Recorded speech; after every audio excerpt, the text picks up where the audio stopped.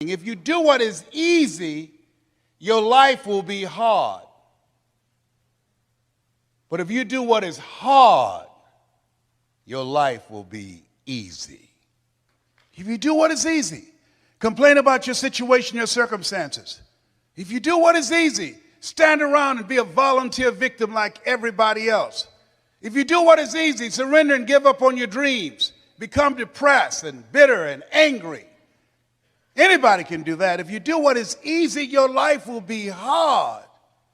But if you do what is hard, keep coming back again and again and again. If you do what is hard, approaching strangers, talking to people in shopping malls, get up dressed every day, going out prospecting, knowing some way, somehow, with a spirit of expectation, somebody's out here looking for an opportunity. You can go outside right now and see some pigeons, but you're out hunting for eagles, and they're not common. And if you do that over and over and over again, somebody's going to show up. Somebody's going to say, I'm the one.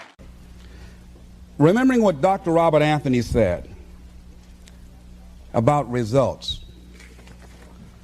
When you keep your commitments, you're able to produce some different kinds of results in your life. So how can we keep our commitments? And do we keep all commitments? No, we don't. You will not be at 100%. However, you will have a greater percentage rate of maintaining your commitments to yourself, whatever those things might be. If it's going into business, if it's changing a habit that you know that works against you, if it's overcoming self-destructive behavior, if it's retraining your thinking, if it's reinventing yourself, if it's trying to begin to design your relationship differently, all of us have the possibility, by focusing and really harnessing our attention and concentrating on it, we really have available to us the power to honor our commitments in those particular areas. So number one, make it priority. See, you only make things happen. Your life only counts. You only make a difference when you are committed. When you make a commitment with your life. That's the people that make a commitment with their lives, the people that make a commitment to their customers, the people that make a commitment to their families, to their relationships, are the people that make the greatest impact in life. What is commitment? Commitment is the salesman who says, look here, I'm going to make $1,000 today and I'm not going home. You can turn the lights out. The janitors could be here running the vacuum cleaner. I'm not leaving here till I do it.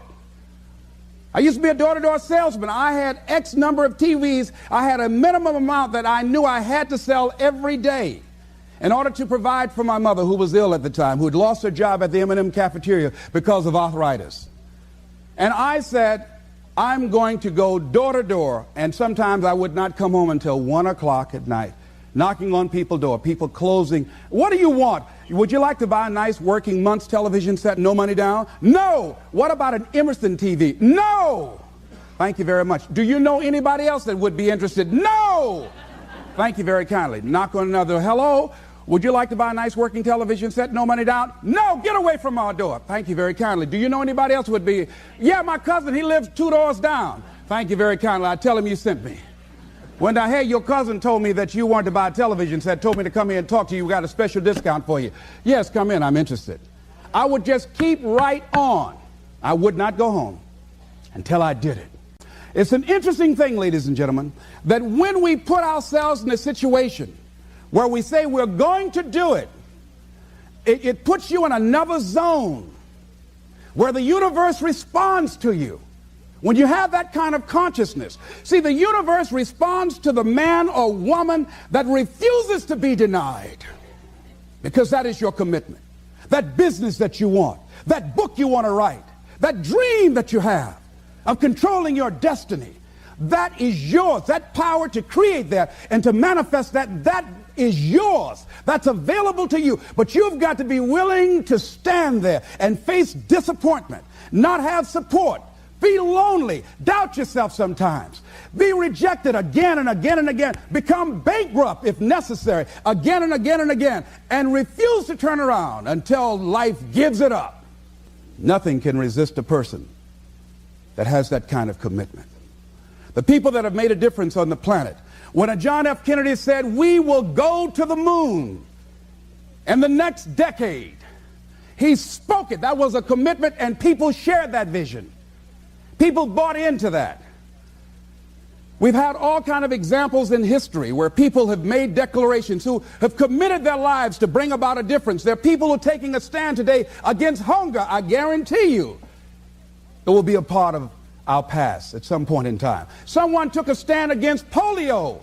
It no longer plagues us as it once did, because someone said, it is my commitment to eradicate it from the face of the earth. Someone made the commitment. The reason that we're here and enjoying the democracy that we have, someone made a commitment that whatever is required, if it means that I die. I remember Paul Robeson, here I stand, for I can do no other. And that's how you must be. Commitment means standing up for your life. It means honoring yourself. It means beginning to say and to see and recognize your alignment and oneness with the universe, and that you are a channel for life to express through. And we short-circuit it with anger. We short-circuit it with fear. We short-circuit it with envy. We short-circuit it by being lazy or apathetic or giving up easily. Why? We say, oh, it's too hard, it's too hard. We don't challenge our spirit. Ladies and gentlemen, there's nothing as powerful as the human spirit. You can't destroy it. You can pervert it, but you can't destroy it. I was reading Man's Search for Meaning by Viktor Frankl. What a powerful book. I'm reading it now for the 7th time. And he gives so many graphic examples of the power of the human spirit. And so what are some of the things that can fortify us and give us the kind of inner strength that will allow us to forward ourselves into the future by manifesting our commitments? Number one, commitment means in some cases going back to school, getting some training, sitting up in classes with people younger than you, putting yourself in a position where you don't know and that is awkward and uncomfortable, but because of your commitment to develop yourself, or to go back to school to get a high school diploma or to get a college degree, that it doesn't matter, feeling dumb and saying, what am I doing here, sitting up in some boring class? Commitment could mean a lot of things. It could mean that you begin to go back. You got to back up sometimes. It means to back up and not give up, to regroup, back up and regroup and come back again. Because life has waylaid you, because you got knocked down.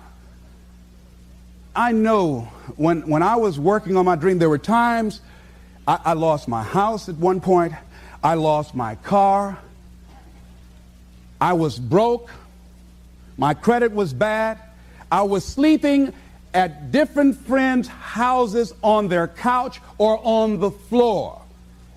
There were times, months, that I slept on the floor of my office and got up early and dressed before my staff got there to give them the impression that I got there early before they did. And we all pretend not to know what we knew, that the boss was staying in the office.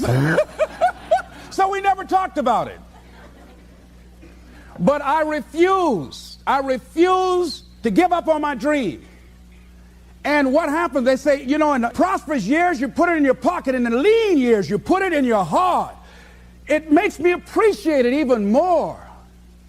Even more. I wouldn't trade it. I wouldn't trade it for anything. The disappointment, the pain that I've gone through by keeping the commitment. Keeping the commitments that you have might mean taking a stand that's unpopular. Something was said one time. When you take a position, it says, cowardice asks the question, is it safe? Politics asks the question, is it popular? But conscience or commitment asks the question, is it right? And see, most people rather operate from the first two. Is it safe for me to take this position? I remember when I was a state legislator, I saw guys and women who believed in legislation very strongly, but because the Speaker of the House said, we won't go with that, they backed down. And they felt bad about it. They wouldn't take the position because they didn't want the Speaker of the House to be angry at them.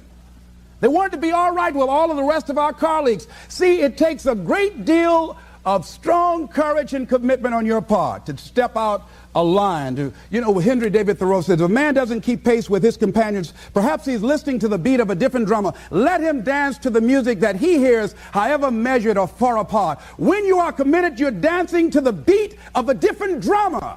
Don't expect people to understand you.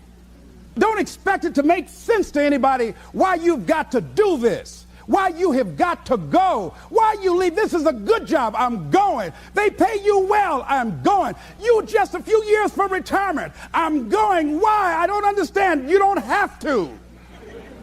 I'm going for me because I've made a different kind of commitment with my life. This is something I have got to do.